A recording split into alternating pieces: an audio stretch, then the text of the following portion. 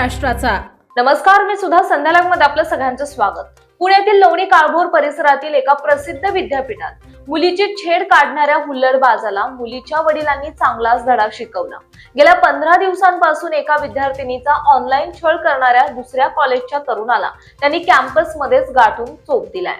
या घटनेमुळे विद्यापीठ प्रशासनाच्या सुरक्षेचा बोजवारा उडाला असून पालकांमध्ये संतापाची लाट उसळली। शिक्षणाचे माहेरघर असलेल्या पुण्यात चक्क विद्यापीठाच्या आवारातच विद्यार्थिनी सुरक्षित नसल्याचं या निमित्ताने पुन्हा एकदा अधोरेखित झाले। मिळालेल्या माहितीनुसार संबंधित तरुण पीडित विद्यार्थिनीला गेल्या 2 आठवड्यांपासून ऑनलाईन माध्यमातून सतत त्रास देत होता। या छळाला कंटाळून तरुणीने शेवटी आपल्या कुटुंबाला या प्रकाराबद्दल माहिती दिली। तो तरुण पुन्हा एकदा विद्यापीठ परिसरात आला असल्याची माहिती मिळताच मुलीच्या वडिलांनी त्याला तिथेच रंगेहात पकडले। संतापलेल्या पिताने तरुणाला जाब विचारला असता त्यांच्यात मोठी झटापट झाली। यावेळी मुलीच्या वडिलांनी त्या हुल्लडबाजाला कॅम्पसमध्येच लोळवले। हा सर्व हाय व्होल्टेज ड्रामा पाहून परिसरात मोठी गर्दी जमली होती। या संपूर्ण प्रकरणात धक्कादायक बाब म्हणजे पीडित कुटुंबाने या छळाबाबत विद्यापीठ प्रशासनाकडे आधीच लेखी तक्रार केली होती। मात्र प्रशासनाकडून या गंभीर विषयावर कोणतीही ठोस पावले उचलली गेली नाहीत, असा आरोप मुलीच्या पालकांनी केला।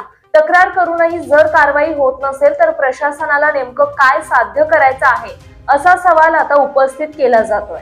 प्रशासनाच्या या उदासीन भूमिकेमुळेच अखेर एका वडिलांना स्वतः कायदा हातात घेण्याची वेळ आली असल्याची चर्चा परिसरात सुरू आहे। बाहेरील कॉलेजचा विद्यार्थी एका नामांकित विद्यापीठाच्या कॅम्पसमध्ये सहजपणे शिरून मुलींची छेड काढतोच कसा, असा प्रश्न आता विचारला जातोय। विद्यापीठाच्या सुरक्षा रक्षकांनी आणि प्रशासनाने याकडे दुर्लक्ष केल्यामुळेच अशा हुल्लडबाजांचे धाडस वाढत असल्याचं चित्र दिसत आहे। प्रशासन एखाद्या मोठ्या दुर्घटनेची वाट पाहत आहे का, असा संतप्त सवाल पालक विचारतायत। या घटनेनंतर आता विद्यापीठ प्रशासन आपली सुरक्षा यंत्रणा अधिक कडक करणार की पुन्हा असेच प्रकार घडत राहणार, याकडे सर्वांचं लक्ष लागलंय।